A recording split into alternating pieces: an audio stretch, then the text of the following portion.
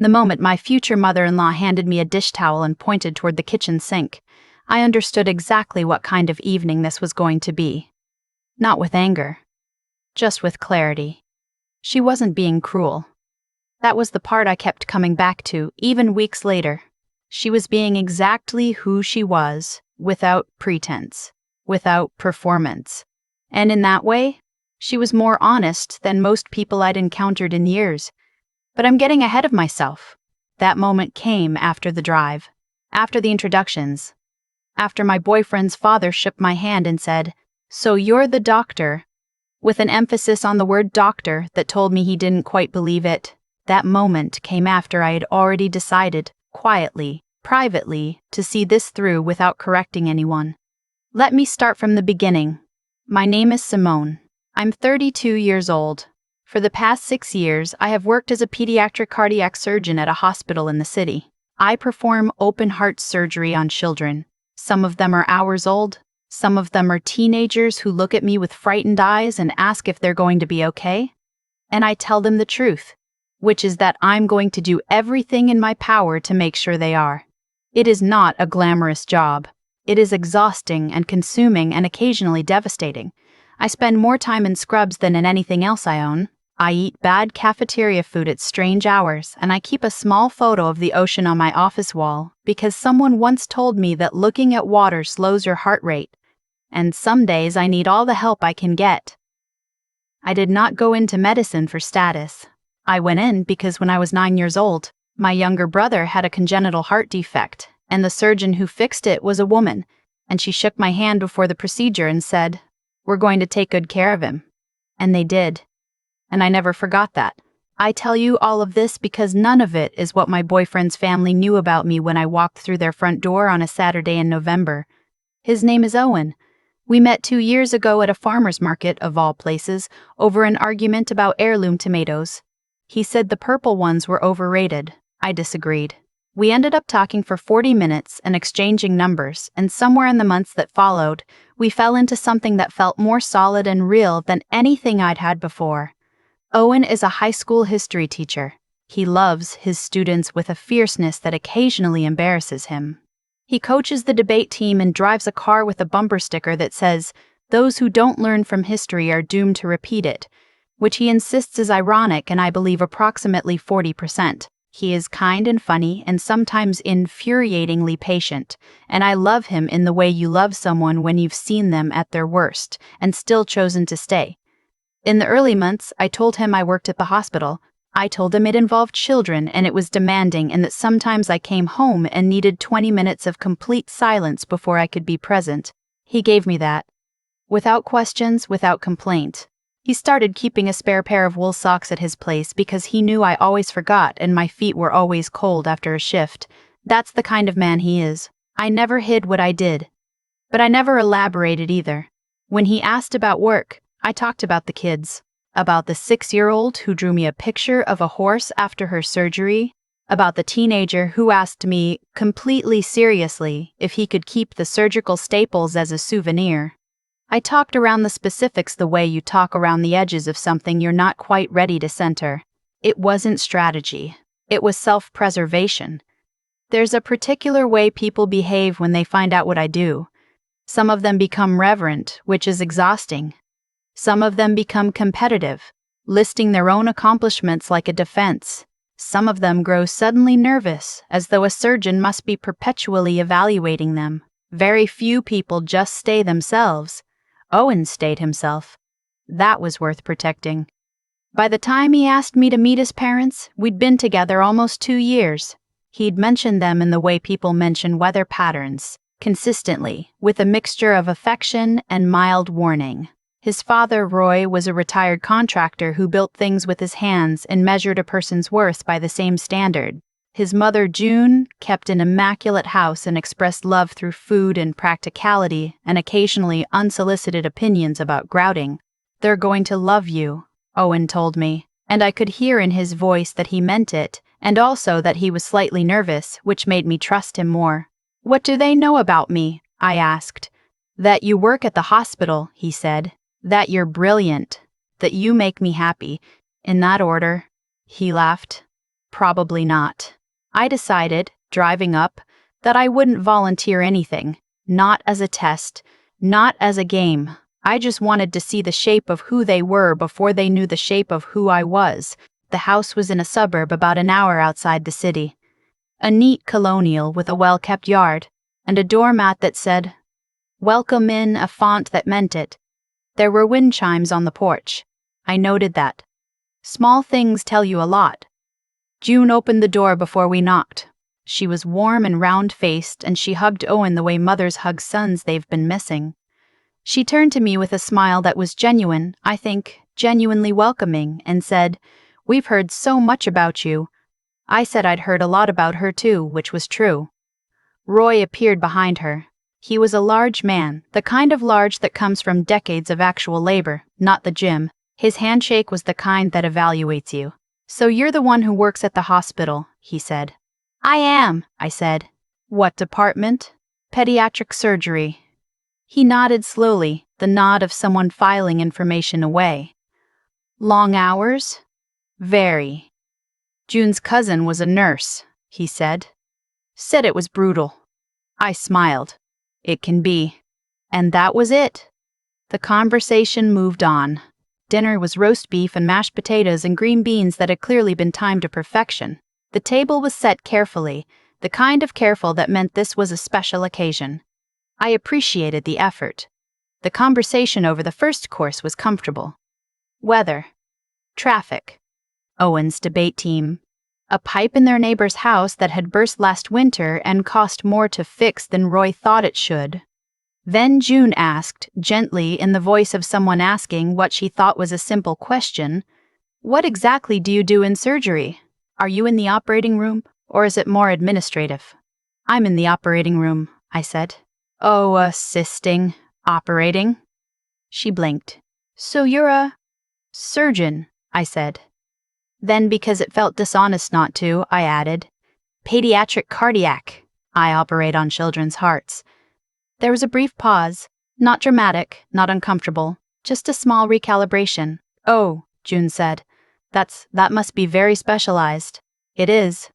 Roy set his fork down for a moment and looked at me differently. Not with warmth, with something closer to remeasurement. "How long does a surgery like that take?" "Depends on the case. Anywhere from 3 hours to 12.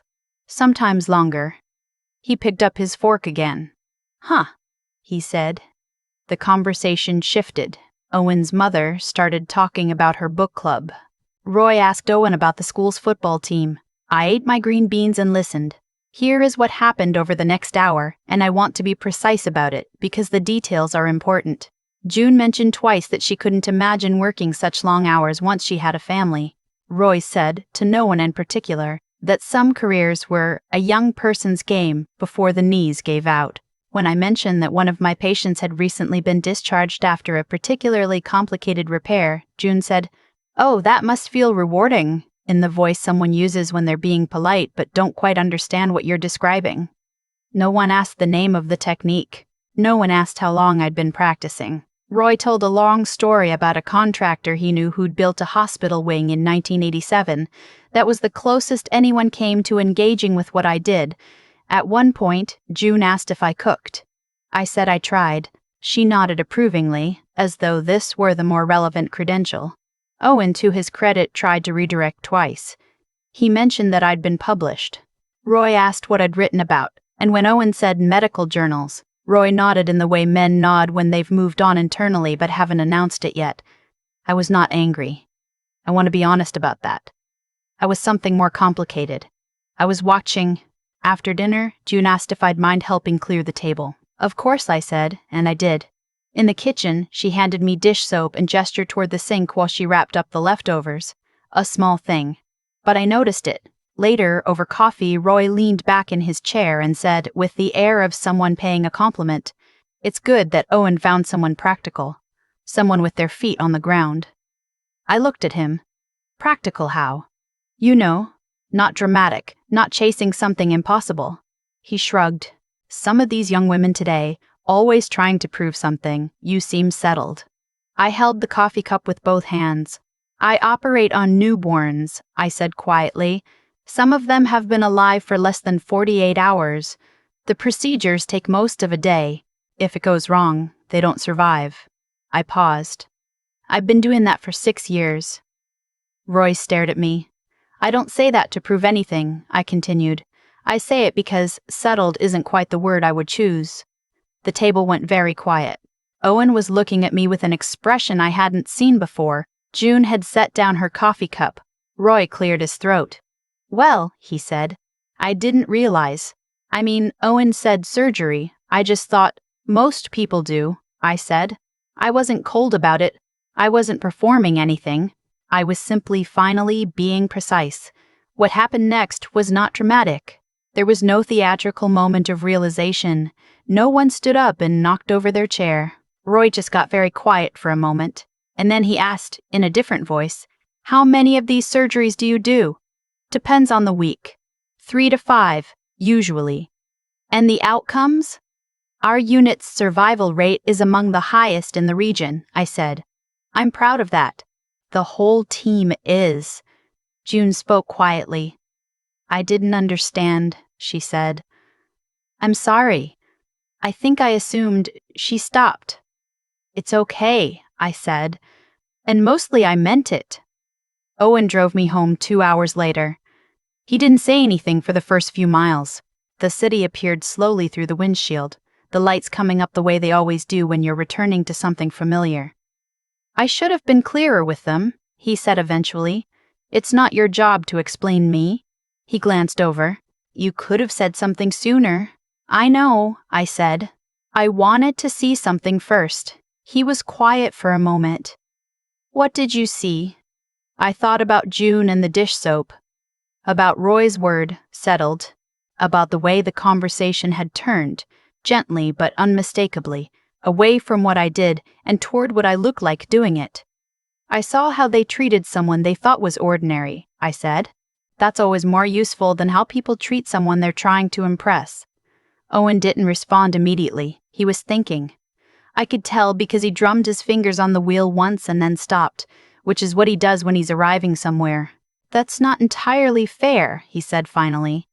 I know, I said. Useful and fair aren't the same thing. In the days that followed, Owen's mother called twice. The first time was ostensibly about a recipe she'd forgotten to share. The second time, she said directly, I've been thinking about Saturday and I don't think I was very curious about you. I'd like to be. If you'd let me. That surprised me. I hadn't expected it and I found I didn't know what to do with it, the surprise of being asked. His father sent Owen a message. Owen told me about it, reading it out loud from his phone at the kitchen table. It said, Tell her I've been looking up the surgery she does. That's something. Tell her I said so. It was not an eloquent apology, but it was an honest one, and I had learned long ago that those are rarer. We met for lunch the following weekend.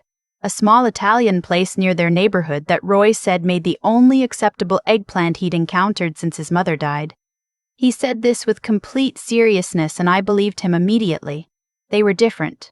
Not dramatically, not in a way that erased what I'd observed, but different in the way people are different when they've decided to pay attention. Roy asked about the hospital. Not about my credentials, not about my salary, not about the prestige. He asked about the kids. What's the youngest one you've operated on? He said, leaning forward slightly. I told him about a baby named Theo, 4 days old, a defect so small it had almost been missed on the prenatal scan.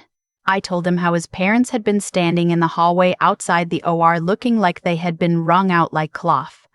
I told him we got Theo through it. Roy nodded slowly, and something in his face shifted that I hadn't seen there before. Do you know what happens to them after? He asked. The ones who make it? Some of them. We follow their cases for years. A few have come back to visit. I paused. One of them is 12 now. She plays soccer. Roy was quiet for a moment. Then he said, simply, Good. June asked about the part I hadn't mentioned. Is it hard? She said. Not physically. The other kind. I looked at her. Yes, I said. The cases we lose stay with me. They always will. She nodded. She didn't say anything else, which was exactly the right response. Owen watched all of this carefully, the way he watches things he's trying to understand and keep at the same time. On the drive back, he asked me, "Is this what you wanted?" "I didn't want anything specific," I said. "I just wanted the truth." "And is this it?" I thought about it, part of it. Because here is the thing I hadn't quite said out loud yet, not even to myself. The shift in how they treated me was real, and I believed it was genuine, and it still unsettled me in a way I hadn't expected. Not because it was insincere, but because it was conditional. Before they knew, I was background. After they knew, I was foreground. Nothing about me had changed. The only variable was information. And I kept thinking about the dish towel. It wasn't that June had handed it to me. It was that she'd handed it to me without asking, without thinking, without it registering as anything other than the natural order of an evening. She handed it to me because she had already decided, in the small and automatic way we decide things, what kind of person I was. And the kind of person she'd decided I was helped clear tables. That decision had been made before she knew me, before she'd asked a single real question. It had been made the way assumptions are made, quickly, comfortably, without examination. I didn't blame her for it. I had done the same thing in different rooms, with different people, and I suspected I would again. But I also couldn't unknow it. A few weeks later, Owen and I were at the grocery store. The mundane, fluorescent kind, with squeaky cartwheels and a self-checkout line that was always somehow longer than the regular one. He was comparing two brands of pasta sauce with the same serious attention he gives to most things, and I was standing beside him thinking about nothing in particular. He put both jars back and turned to me. "Can I ask you something?" "Sure." "The night at my parents', when my dad said you seemed settled." He paused. "Were you angry?" "No," I said. "What were you?" I thought about it. "Tired," I said finally, in a very specific way. The kind of tired you get from having the same experience in different rooms. He was quiet for a moment. We started walking again. "I do it too," he said. I looked at him. "What do you mean?" "Make assumptions. I teach high school. Some of my students come in, and I already, before they open their mouths, before I've graded a single thing, I already have an idea of who they're going to be." He picked up a box of pasta and put it in the cart. "I try not to, but the trying is a daily thing. It doesn't go away." That was one of the most honest things I'd ever heard him say. "Does knowing that change anything?" I asked. "I think it has to," he said. "Otherwise, what's the point of noticing?" We didn't talk about it for the rest of the trip, but walking back to the car, his hand found mine in the parking lot, the easy way it does when we're not thinking about it. Just proximity and habit, and something that isn't either of those things. Later that night, I sat on the couch alone after he fell asleep. The kind of late that belongs to you because no one else is claiming it. I thought about what I was learning, which was not what I'd expected to learn. I'd expected the dinner to show me something about his family. And it had, but it had also shown me something about myself, about the way I'd protected what I valued by keeping it hidden, and about what it cost to do that. There was a loneliness in never being fully known. I had mistaken it for safety. The question I'd brought to that dinner was, who are these people when they think I'm nobody? I'd gotten my answer, but the question underneath it, the one I hadn't quite formed yet, was older and quieter. It was, who do I want to be when I let someone know who I actually am? Owen's father called me 2 weeks after the Italian lunch. He had a question about a family friend's grandson, a toddler who had just been diagnosed with a cardiac abnormality. He wanted to know if what the doctors were saying made sense, if the treatment plan sounded right, if there was anything they should be asking that they hadn't thought to ask. I talked to him for 45 minutes. I used plain language. I answered everything he asked and a few things he didn't know to ask. At the end, he was quiet for a moment and then he said, "You're good at explaining things to people who don't know what they're talking about." "That's most of what the job is," I said. He made a sound that might have been a laugh. "I owe you more than a lunch," he said. "You don't owe me anything," I said. "Let me know how the boy does." A month later, Owen asked me, not formally, not with any ceremony, Just one evening over dishes, whether I'd thought about what came next. For us. He was washing and I was drying, and the question arrived so naturally in the middle of it that I almost missed the weight of it. "I've thought about it," I said. And I kept drying. The glass in my hand was one I'd seen at his apartment 100 times, ordinary and familiar. "I think the thing I need to know," I said, "is whether you can stand in a room full of people who are looking at me and still feel like yourself." He turned off the water and turned to look at me. "What does that mean?" "It means your dad didn't know how to do that at first." He made me smaller in his head so the room would balance. I set the glass down. I don't think he knew he was doing it, but it happened. Owen was quiet. "I'm not asking you to be different from them," I said. "I'm asking you to know yourself well enough that you don't disappear when people pay attention to me." He leaned back against the counter. "Is that what you're worried about?" "I'm worried about a lot of things," I said honestly. "That's the specific one." He didn't answer right away. He picked up the dish towel, that specific echo wasn't lost on me, and dried his hands slowly. "I don't know if I've been tested that way yet," he said. "I think I'd be okay, but I won't know until it happens." That was the truest thing he could have said. I believed him more for not being certain. There was a moment, a few weeks after that conversation, that I hadn't planned for. We were at a hospital fundraiser. I'd been asked to speak briefly, something I always dread in the specific way introverts dread things they're actually good at. Owen came with me. Jacket and tie, which he'd fussed over for 20 minutes and which looked exactly right. We arrived and people greeted me with the particular warmth that institutions perform when they want you to know you're valued. Several colleagues stopped to talk. A department head introduced Owen with my full title and a summary of my recent research, the kind of introduction that lands in a room like a stone in still water. I watched Owen's face through it. He didn't shrink. He didn't perform anything either. No overcompensation, no arm around my shoulder to claim territory he didn't need to claim. He just stood next to me and asked someone a genuine question about their work, and listened to the answer. When a colleague turned to him and said, "You must be very proud of her," he said, "I am. She's also funnier than anyone here knows," which made my colleague laugh and made me look at the middle distance for a moment to collect myself. Later, outside, waiting for the car, he said, "Was that okay? More than okay?" I said. "I was nervous," he said. "I didn't know what to do with my hands. You were fine." He exhaled. "Your world is a lot." "I know," I said. "Mine is too." He put his arm around me, the plain easy weight of it. "I'm working on it," he said. "The disappearing thing." "I know you are." The last thing I want to say, because I think it's the most honest, is this: nothing that happened resolved itself cleanly. Roy still sometimes says things that reveal the edges of old thinking.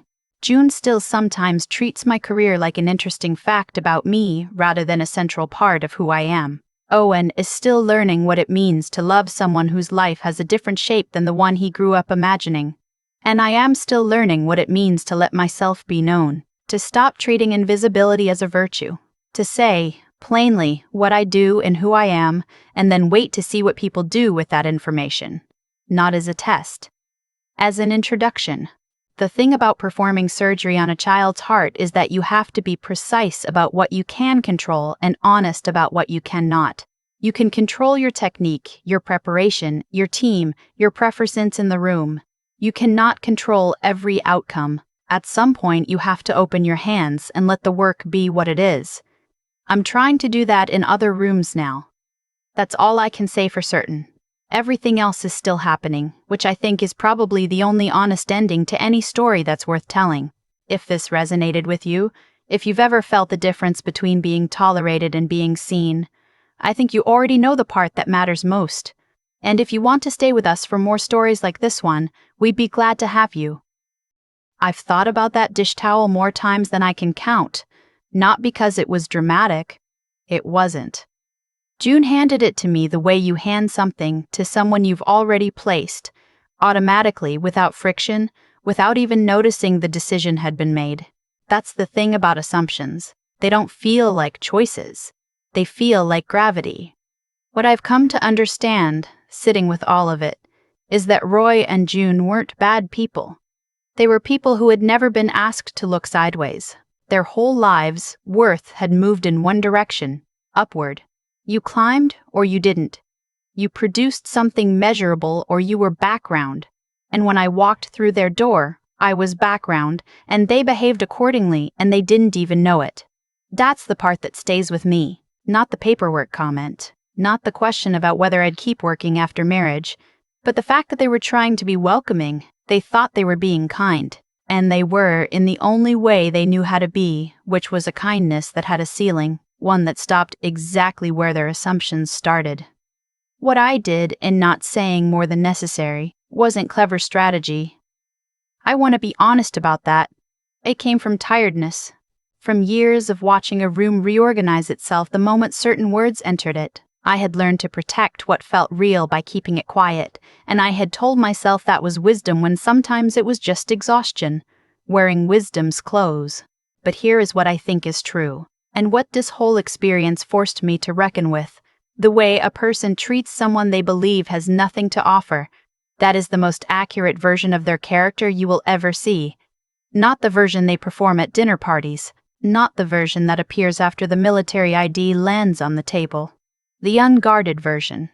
The one that hands you a dish towel without thinking. Owen said something that I've carried with me since. He said that knowing you make assumptions isn't the same as being free of them, that the work of it is daily, that it doesn't resolve. I think that's the most useful thing anyone said to me through all of this. Not an apology, not a grand gesture, just an honest account of what it actually costs to be a thoughtful person in a world that rewards speed and certainty over care. Roy called me about that little boy, the one whose family needed help understanding the diagnosis. He asked the right questions. He listened the way people listen when they've decided that what someone else knows actually matters. It didn't undo what I'd observed at that dinner table. But it told me something important, that people can move. Not always, not quickly, not without being asked, but the capacity is there if they're willing to be uncomfortable long enough to use it. I'm still learning to let myself be known. To stop treating invisibility as a reasonable trade for safety. The truth is that being unseen is its own kind of loss, and I had accepted it so thoroughly that I had almost stopped recognizing it as a cost. What I want, in the end, is what most people want, and rarely say plainly, to be treated with the same care whether I'm holding a scalpel or a dish towel. To have the quality of someone's attention not depend on what they've been told about me. That's not a complicated ask. But it turns out it's a rare one. And I think the only way to find the people who can offer it is to stop hiding and to watch what happens next.